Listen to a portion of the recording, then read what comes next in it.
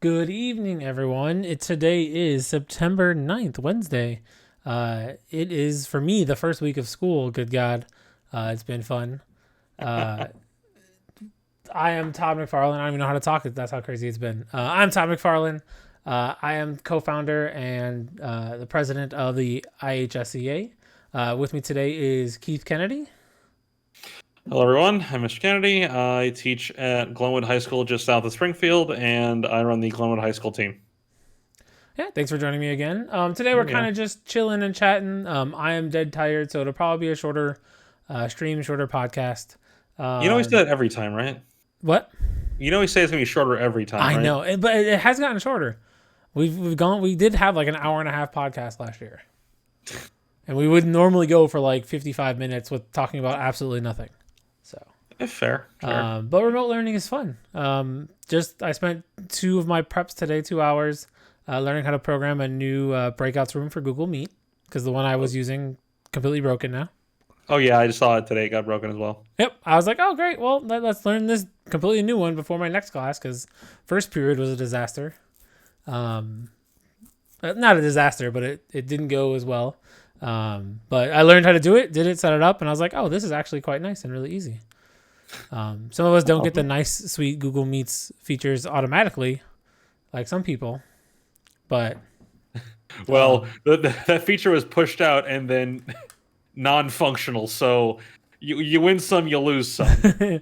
But you at least got to see it. Yes, I got to see it and get tempted by it, and then go, "Hey, look, device not supported." All of them. What's up, J Spark? Yeah, go ahead and ask questions in the chat. We'll get to them when we end. We're just kind of talking start of season, making sure everyone gets signed up.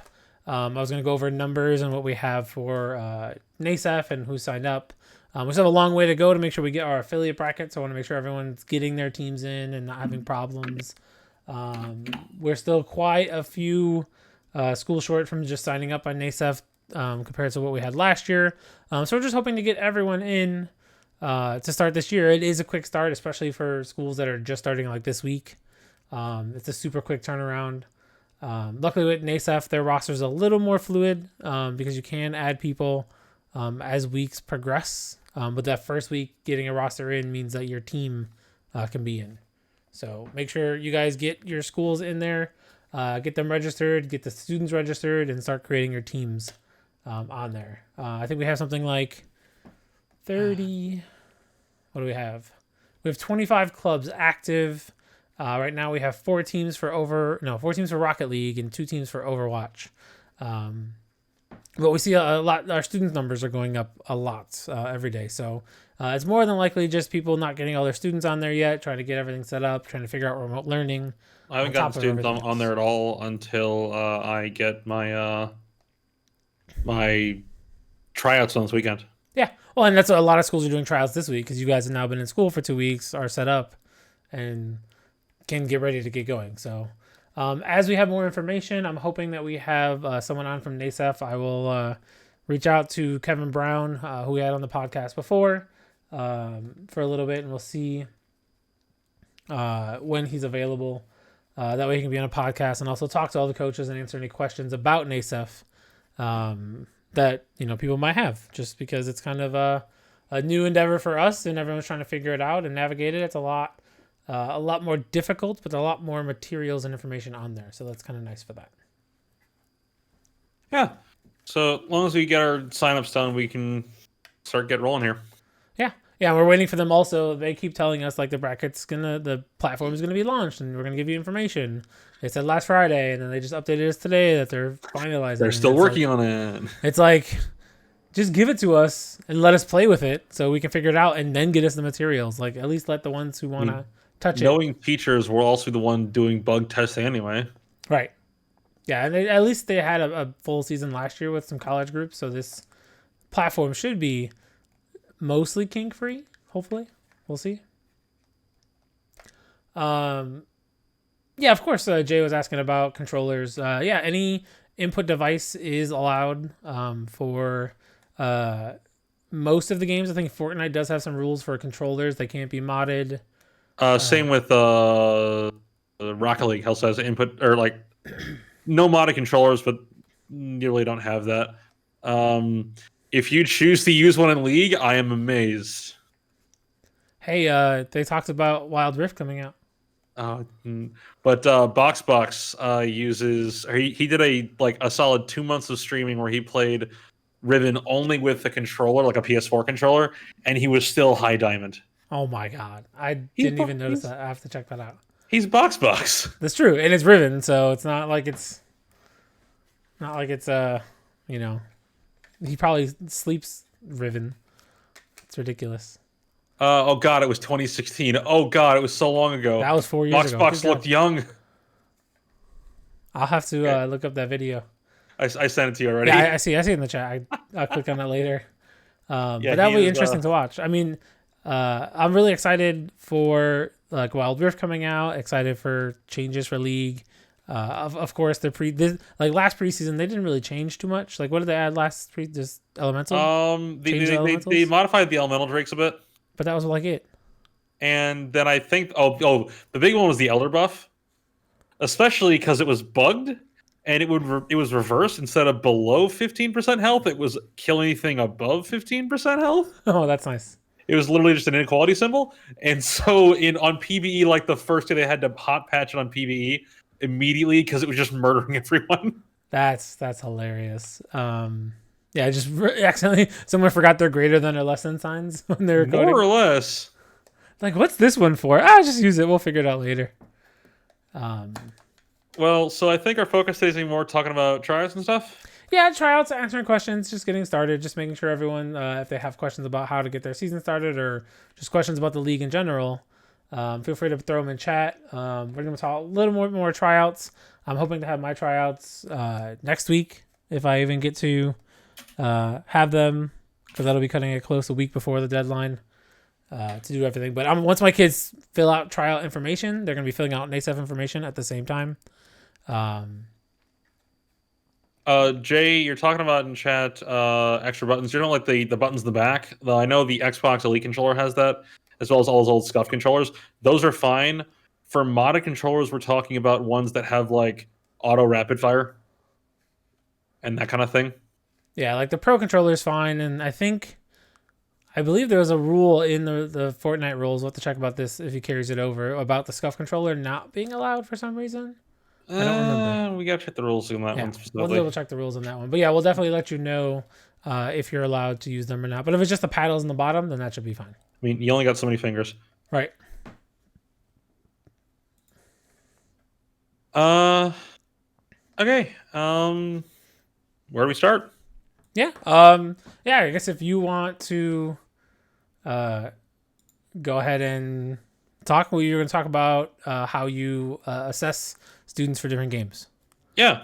So for doing tryouts, I know it's not the method to do it, and there's probably some different ways to do it.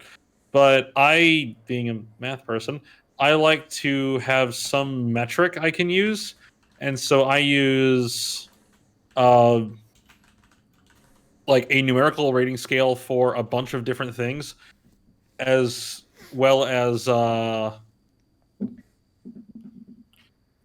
looking at comments on those ratings. There's a lot of different things you can have interactions with. And so if you want to show the sheet, Todd, yeah, can you? I gotta find the button. This one?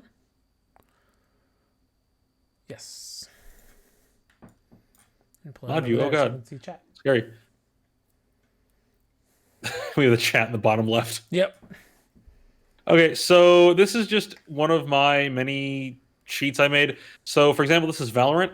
These are things that I'm looking for in game. I'm looking at game sense, aim, decision making, ability usage, comms, mental. Mental being, do they tilt off the face of the earth by losing one gun battle? And then I'm gonna run it as a 5v5 scrim sort of system, where I'm going to have because I have 10 players, or actually I have 12 trying out. I'm just gonna have them play 5v5s, and in our own like lobby we can make, instead of having them play online, because it's a bit easier that way. And so we're gonna have them play 5v5 and assess all of these things. I'm going to have my 2 returning players to the organization are playing that game who are seniors now. They're captains for various games. I'm going to have them help me by watching players and just commenting on these things. So we'll have all the player names at the top, and then fill in a numerical rating scale plus comments. With Valorant specifically, you need to look for agent selection and who they play and what they play, as well as how they play in different maps. While tryouts are kind of hard because, especially for Valorant, you're going to have like one bad game and it looks bad on you as a whole because of how tryouts work. We'll see. So it's really just a lot about how we're going to be assessing players in a numerical sense, because you want to give some sort of solid number so you can tie that to a player and look back at your records and not just because I know in the past I tried to do tryouts like they're good or bad, but then I would look back like 2 days later, I'm like, what in the world did this mean? Right, trying to figure out and like, oh, I made a note here, but I have no idea for what I'm actually talking about in this part. Yep. And if you're not recording all the games, and if you're not making notes somewhere while with timestamps, you'll be like, I have no idea what I'm looking for and can't even find what you wanted to comment on. Yeah, it was really hard for me when I did that my first year. I was like, I have no idea what any of these comments mean. We're gonna find out. So that's why I like it on digital version as well. This Google form is because I get to, or not Google form, Google Sheet, because I get to type in comments. Mm-hmm. And I can modify them and write a lot there instead of just having to fit it in a little piece of paper on the edge. So that's how I rank my tryouts. I have a bunch of different things for all the games that we're doing tryouts for, but this is just the Valorant one because it's kind of my specialty. Coach said yes and no, to be honest. Do you have to learn how to play the game yourself so you can better understand them? I don't play Overwatch, but from watching my players for 3 years now, or 2 years, I have a pretty solid understanding of what I need to look for. However, in the end, I do give my captain kind of the final decision because he knows more than me by a lot. Yeah, I think it's important to know the games, but then it's also important to make sure that pick, if you want to, like, pick a game you're going to coach, so that you have that expertise in that one and just build from there. Like the next year, take a little more interest in Overwatch if you're a league player, just so you can kind of understand what's going on. Do you need to be able to understand them all at the highest level? No, but it definitely helps watching professionals play and trying to figure it out and playing a little bit. I think watching professional might even help more if you're not a player, if you're not as skilled.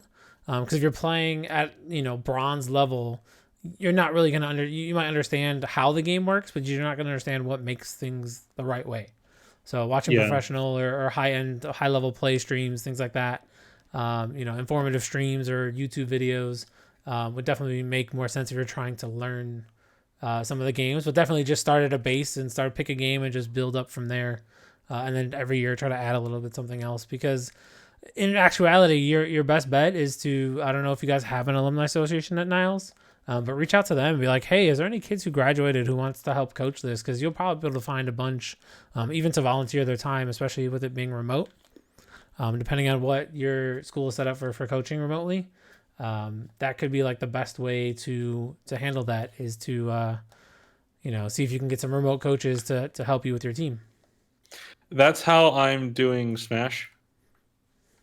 Because I need to, I don't have a ton of knowledge in Smash, so I need to make sure that I have former players who do. And I had 2 of my former players who graduated last year who have played a lot of Smash and play it a bit competitively, so they're really, really helpful there. Yeah, we put something on our Facebook last year, and we literally had like 7 people reply, oh my God, I wish they had that. Is there anything I can help with? And I'm like, yeah. And then, a lot of times their schedule gets busy, or they're working like second shift, so they couldn't, they're working retail or something, or doing their own gigs. And so they just didn't have time to do it because they didn't realize how much of an investment it was to coach a team. So, yep. They got in, they showed up, and they were like, yeah, I'm out. And I was like, hey, that's okay. It's not for everyone. It does take a lot of time and effort, and it's just creating that team around you. I mean, like we were talking at our coaches meeting, this past one, the most recent one, and going over how many coaches schools have, and it's like I have 3.5 coaches at my school. Half? He kind of helps out with a bunch of other stuff, but doesn't like actually coach. So it's like I have 2 like half bodies that will help out with monitoring kids and helping get things set up, but not necessarily actively coaching kids.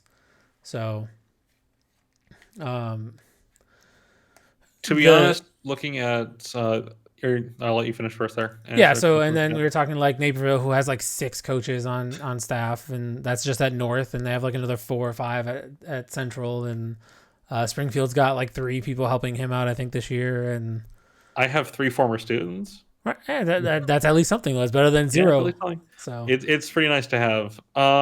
In chat, we're talking about Smash. To be honest, not a ton I can put there. Most of what I'm doing, because Smash is very much an individual game, what I'm doing for tryouts, what I'm planning on doing for practices as well, is just having them run however many person double limb bracket to give me a general sense of who's best where. And then practices each week run the same thing and have their placements give them points so that when we get to the season, I have a starting 10 of who's the top 10 in points. Yeah, my big idea for our Smash group before, because I didn't know who was going to be coaching it, was literally just to run weekly tournaments, weekly league structure where every week they have 2 matches. They get to prep and scout and do all that.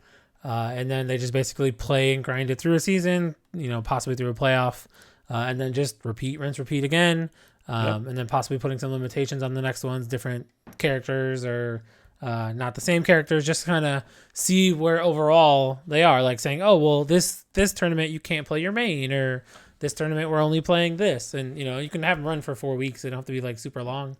But it kind of just give you a basis of who's the best overall, because in order to play more than one character in that game, you need to know their moveset, you need to learn it. That also can give them a good counter pick in a different situation when they're playing against someone else. So a lot of people tend to main one character in that game, or at least try hard one character, and then the rest they kind of know. But it could be a great advantage to know 2 characters like that and try training your guys up that way. But yeah, just to run like weekly tournaments, at least to kind of iron it out, because Smash is so finicky as it is. Like, one miss hit or one big smash, can change the pace of a game, or just somebody being tilted and falling off the edge on accident, So the more games, because they're so quick, it's so easy to run multiple in a row. Yeah, most teams for Smash usually run about 10 to 12 at the most. They don't always get to participate. I know that for IHSEA, I think we're allowing 10, but looking at the rules, I forgot what he wrote in there. Yeah, I think we're doing 10. The rules should be announced and put up soon. But yeah, 10's like we're going to have an official number of here's the max you can enroll in the tournament. So we're recommending it should be top 10 or whatever. Yeah, so that way you can figure out who you need, and then also bring, again, obviously if you're doing all your tryouts right in a row, pick extra subs because kids will fall off and things like that. So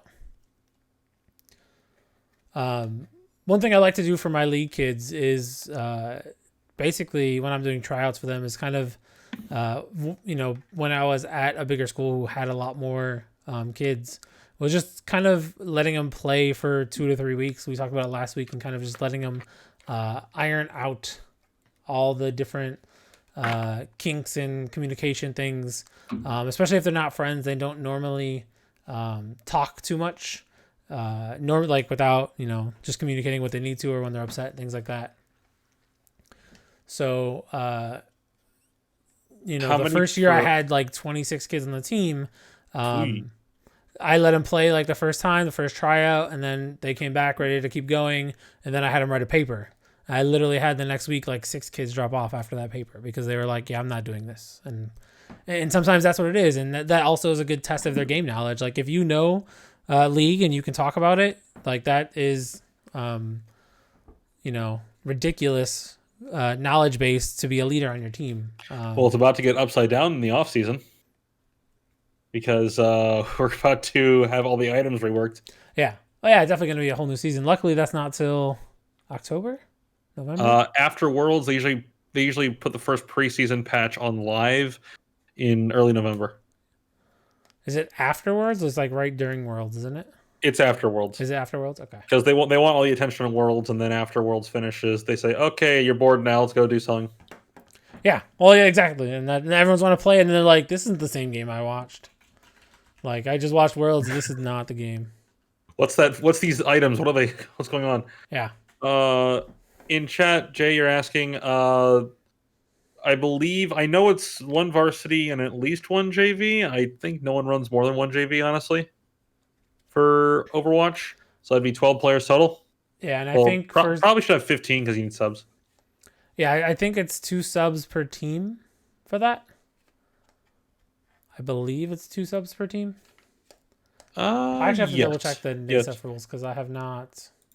And one thing to keep in mind for IHSEA is we allow JV to play up, varsity cannot play down.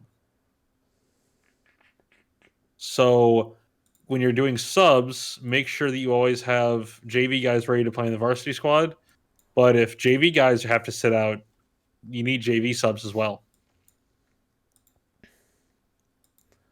Yeah, that usually happens. I think the rules are the same from last year, aren't they? More or less. I think I opened it and I'm like, the date still says last year's date on it. I know we aligned it a bit more with NASF and their styling. Yeah. And we're still waiting to hear if we can do anything different. So we'd like to add an extra weekend and do a different structure than Swiss, if possible. But we're still waiting to hear back. There's a lot that's up in the air. So we're kind of just waiting on things to happen, and we'll get there eventually.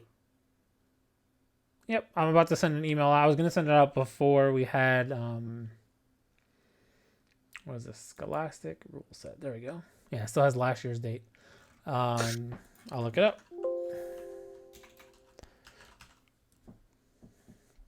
up. 3 substitutes. 3 subs. Okay. 9 players total for a varsity team.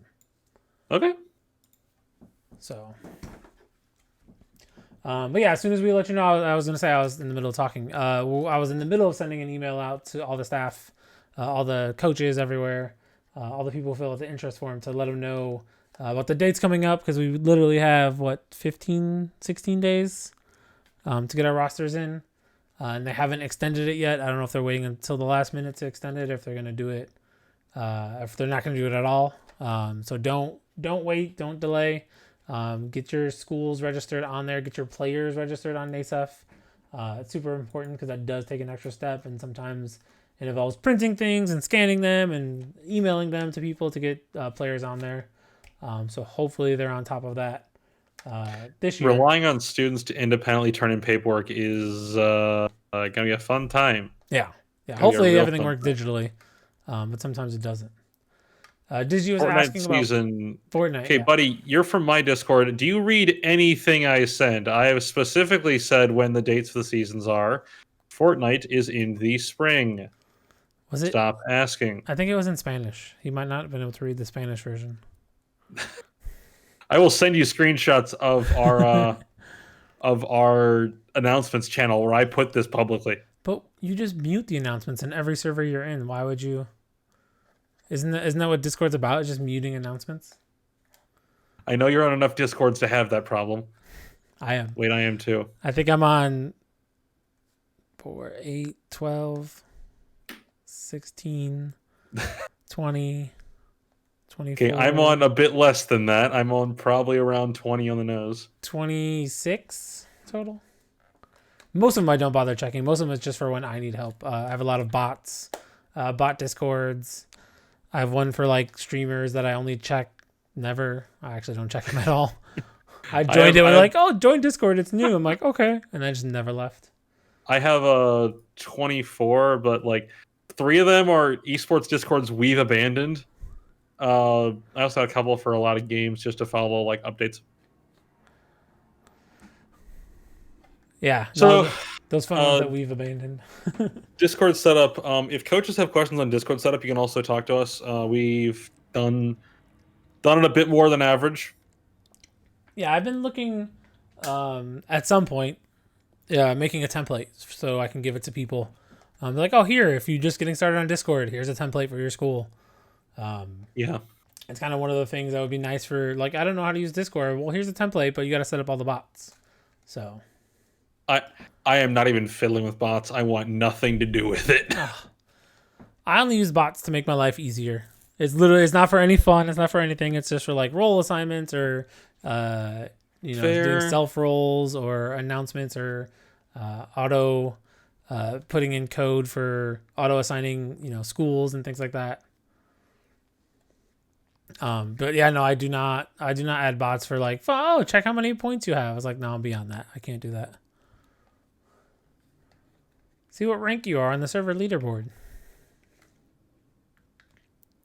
Yeah, no, tryouts, every school is different. I mean, think of football tryouts, like everyone wants to do different things. Coach Syed, we were looking into that. We're going to talk about that tomorrow during our board meeting. Because students don't have IDs this year, and we don't want to put too much of a burden on the coaches to be like, oh, is this your kid? But that might be what we have to do. We might have to change up how we do it. So we're going to talk tomorrow about some solutions and also ask around because right now we just don't know what to do, and we don't want to collect more information on students than we should have in the first place. We took the IDs just to make sure that they have a school ID. More than likely, the chances are very high that they go to that school during that year. Yeah, it's pretty solid chance, right? I mean, some kids transfer and some kids, move and things like that, but the chances are likely that they're at that school if they have an ID for that year. But we're still trying to figure that out. This is our only second year being a giant Discord. Before this, we were pretty small, probably less than 100 kids for our first year. It's not that way anymore. No, not at all. Now that we're getting bigger, it's a lot more to manage. And again, we were trying to see what the NASEF platform is, because if that's something that could be used for all of our activities, then we can have you just register on there and we can pull some information and data from there and not have to worry about it because you would register your students on there. So there's a lot that gets involved with it, and we don't have a correct answer for that. Usually on Wednesdays before the podcast is when I go through and update that and be like, oh, all these kids in here, let me put them in the right channels and put everything where it needs to go. And some kids have been posting their ID from last year. We're probably going to take that at least for right now until we develop a full new plan. Because most kids aren't getting an ID this year. Right. And so we're trying to figure all that out. So we're going to talk about it tomorrow, probably for most of our meeting. But I think I try to verify coaches right away. I can't look right now because obviously I'm on Discord for the video. But I think we have like 30 kids in there waiting to get in. And if there's any new kids, I usually try to get them in that are from new schools. But I will be working on that soon. TM. I like how I've just openly muted the verify channel. The smart man. I don't want to deal with it. It's annoying. I'm the only one that deals with it. No one wants to deal with that. It's not fun to do that job. Especially when I wrote out the directions for you guys. You're like, there's 17 directions to verify a kid. I'm like, yeah, I guess I'm doing this myself. At least I have it written out so I don't forget. We all immediately ignored it. Yeah. That's okay, though. I don't mind. I actually like doing it because I programmed all the bots to do it, and I have my Stream Deck set up, so I literally hit 2 buttons and it goes. So you can show me that setup later. I want to see that. Yeah, I can show you that.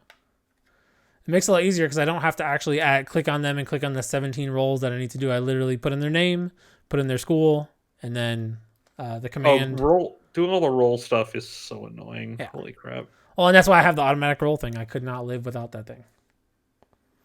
Yeah, but limited viewership, limited channel viewing is a really important concept for new coaches to put in their Discord. Is make it so students can only see channels relevant to them, because you don't want someone from your league team spamming your Overwatch chat. Not like I've ever had that happen before. And definitely my suggestion for anyone messing with Discord is do not have a memes channel. Do not have a off-topic channel. In my Discord, the only channels that every student has access to is general chat and school help and announcements. Yeah, that's it. I might even get rid of the general chat depending on. Yeah, I've been considering it, given that I currently have Fortnite players spamming it and literally nobody else.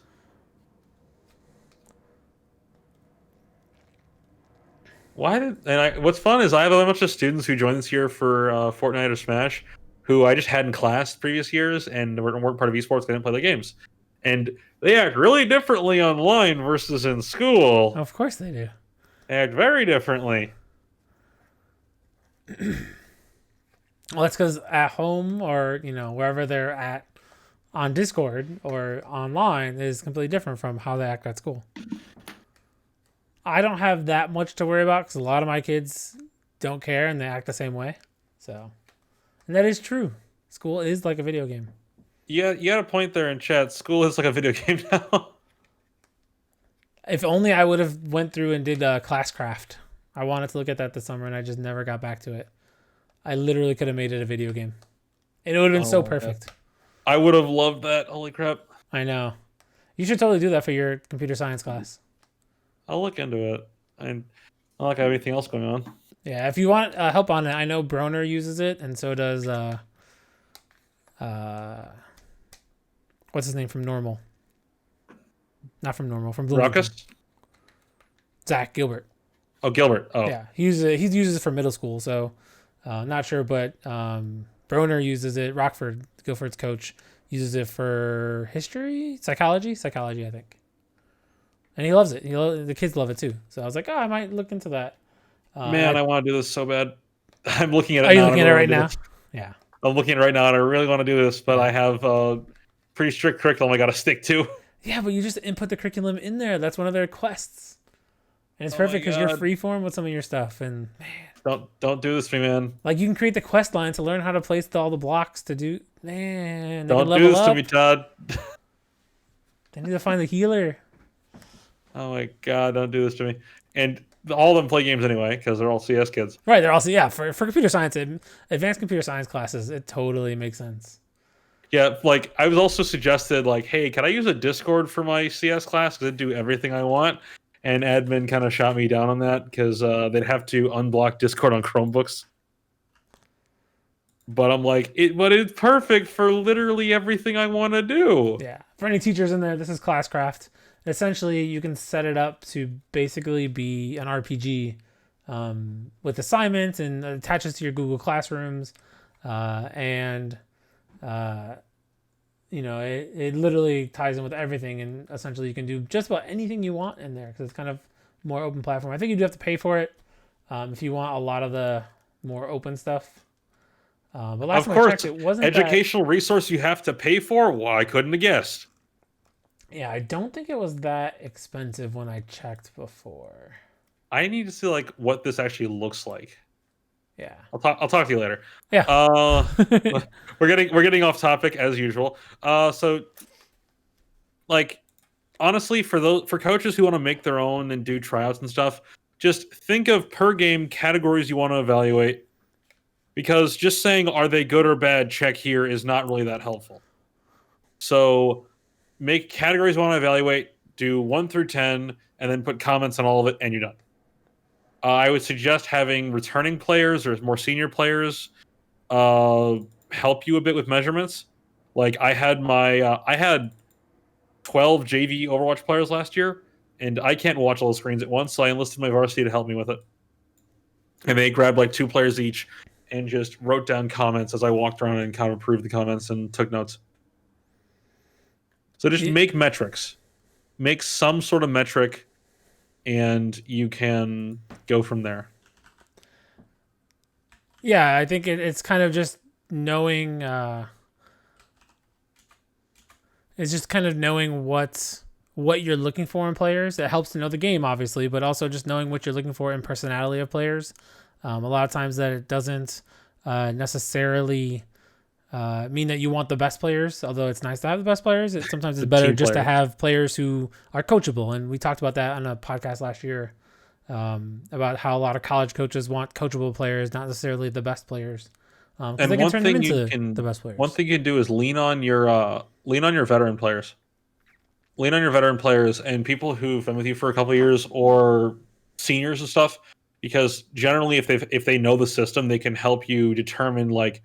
They're not necessarily the ones making the judgments, but they can also help you determine what you should be looking for.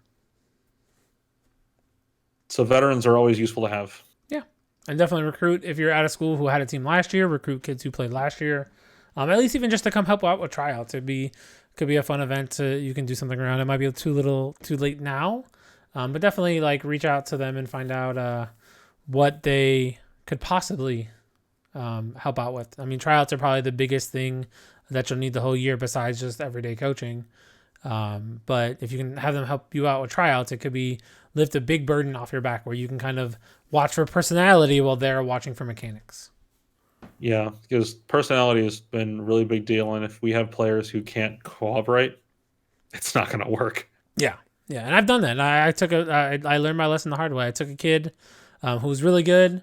He had played his freshman year on the varsity team. He played basically it was him and like 4 other seniors that were all friends. And I took him the freshman year and he was great, but then kind of gave up on league a little bit, was not taking it seriously. After that, didn't play with me again until senior year.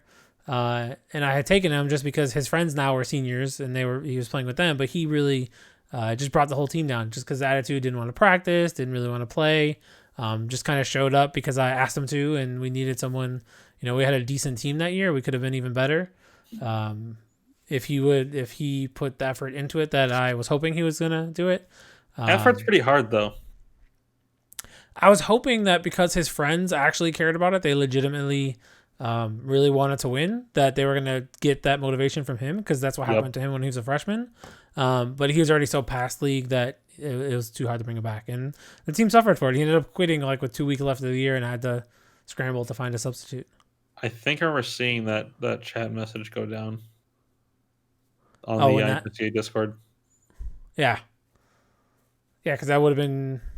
Was that no? You wouldn't have been around then. That was right before you made it. Oh, okay, yeah. Okay. So.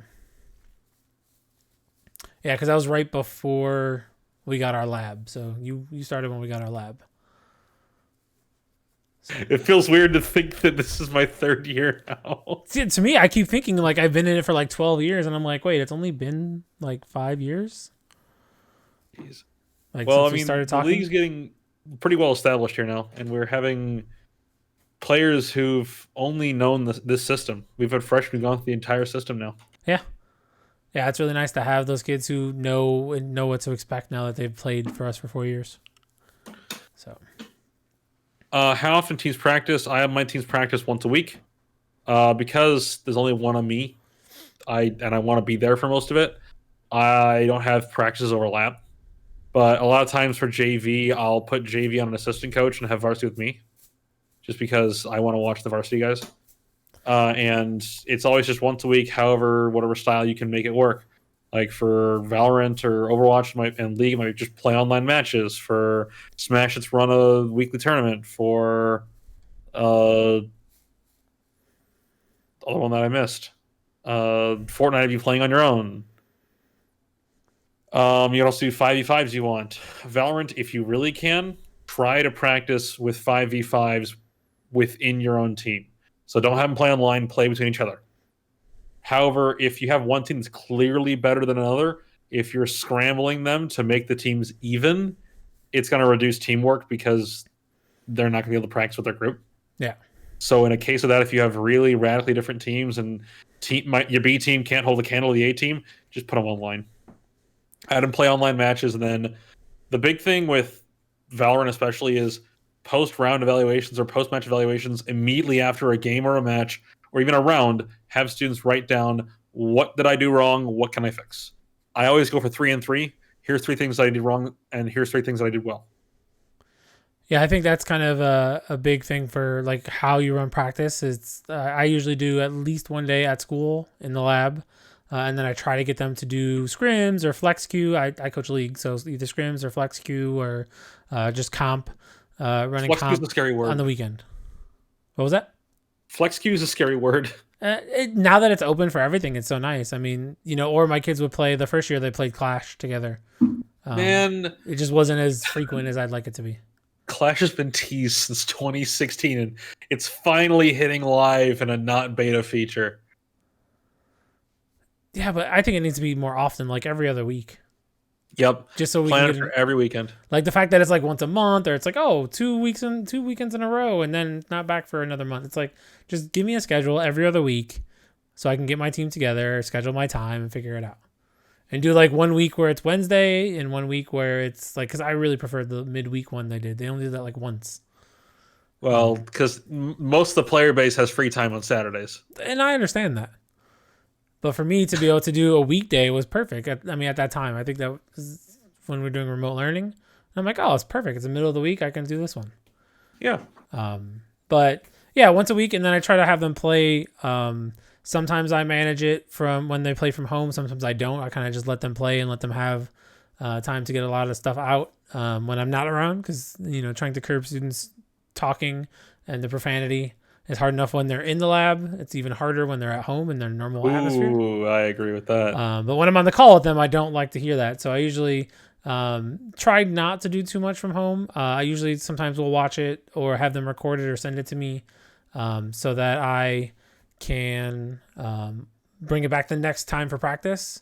If I wasn't coaching so many teams, that's cool. The idea is 1 day of playing and 1 day of video work. Where we're just watching our scrims, our matches, and then going over tape and having them look at what they did wrong and what they did right during that. The really big one is have them watch their own gameplay if they can. I know not every game is a replay feature, but watching yourself tells you a lot. Yep. Because you in game you go, it's fine. But when you look at it as a stranger would look at it, you realize there's things to fix. Yeah. Yeah. Practice in the off season. I'd say practice in the preseason, yes. But afterwards, no. Oh yeah, after no, yeah. Because a lot of kids get burnt out. Like league, by the time my kids get done with the season for league, because it's a spring sport, they're just done playing league. Like most of my kids, like just take the summer off. Although I did have one of my kids, Whamsy in here, literally grinded hard. He finally made it. I think he finally made it to gold. Oh, awesome. But he just struggled because he just played so much, and a lot of kids, like literally, if you keep making them grind and practice after the season, it's not a good thing. It's usually really good to just let everyone relax after the season, let them play what they want. Hopefully, the kids were practicing most of the time during the preseason, during the season, instead of playing the other games. I usually try to get my kids to play mostly whatever game they're competing in. Then like if I see them playing other stuff, be like, hey, you should be practicing League, or you should be working on this in Overwatch, and not playing this other game. Not playing Fall Guys just because you want to have some fun. I know a lot of my Overwatch guys don't really play a lot of it outside of practice. Yeah. Because especially with Overwatch, even more than the League, they're getting burnt. Yeah. Yeah, for sure. But I think that about wraps it up for us. We're at 50 minutes now, 45 minutes, which is not bad. I try to be done by 9, so that way I can get stuff done before bed. Fair. I'm back on I'm not quite on my 4 a.m. schedule yet. I forgot you had that thing, man. It's scary. Yeah, no, I haven't preached 4 a.m. That's coming soon. Once I start to get busy with grading and all this other stuff, that's when 4 a.m. starts. But right now it's 5 a.m., so I get an extra hour of sleep. So, I don't get it. Yeah, Rex, you were asking how good do you have to be on one of these teams? We have JV teams for that reason. We have JV teams to grow. So yeah, developmental teams are really important. Yeah, High Diamond, you're better than 90% of our teams. So, Robot, that depends on the school. We definitely try to suggest only 1 game per season. And possibly only 1 or 2 games a year max, just because you get burnt out on them, and then you just don't have time to practice with the team if you're playing too many. I'm allowing 1 game a season, although I think I only have 1 person trying to do all 3 seasons. Most kids, there's a pretty big crossover between Overwatch and Valorant, or Fortnite and Valorant. So most of the Overwatch most of the overlap comes there. Yeah. But for example, like I have no one who's going to do Smash and League because they're just too wildly separate games. Like those barely overlap at all. Until they put a League character in Smash, which could happen. Oh God. Oh God, that'd be hilarious. Who would it be? Who would your league player in Smash be? Aphelios? Oh my God, there's not enough buttons. Oh, it's not enough. Okay, if we're trying to think of someone who actually makes sense in a fighter, it'd be Set. It would be Set or Jax. Garen, add another sword bro in there. Garen. Oh yeah, even more no-name sword players. Because we totally need more people from Fire Emblem that nobody knows. That no one knows. Yeah, I think Cat could be good too because she can jump around. Yeah. Or they just put Ash in there, the most boring ADC. Yeah, just sit there in the back and shoot arrows. Yeah, that would not be fun. All right, well, that about wraps it up. Keith, thank you again for being with me here tonight. Oh, yeah. We'll be back. We won't be back next week because next week is our last meeting for coaches during this time. So we'll be taking the week off of the podcast, and then we'll be back on the 23rd, probably with someone from NASEF to have anyone help with questions. If you need any help getting teams or schools set up, please let us know. Send us an email. Shoot us a message on Discord. I've been helping teams all week get some stuff ready. So please send us a message. Let us know what you need, and we will try to help you out as best as possible. The best resource, if you're from Illinois and you're a player or a coach, is jump in our Discord, type in the coaches chat, and then let them, respond to you. We have a lot of good coaches in there that will help you out as soon as you post something. So definitely get something in there. We're always willing to help however we can. Just got to tell us. Yep. Just got to let us know. All right, guys. Have a good night. See you in a couple weeks. Take care.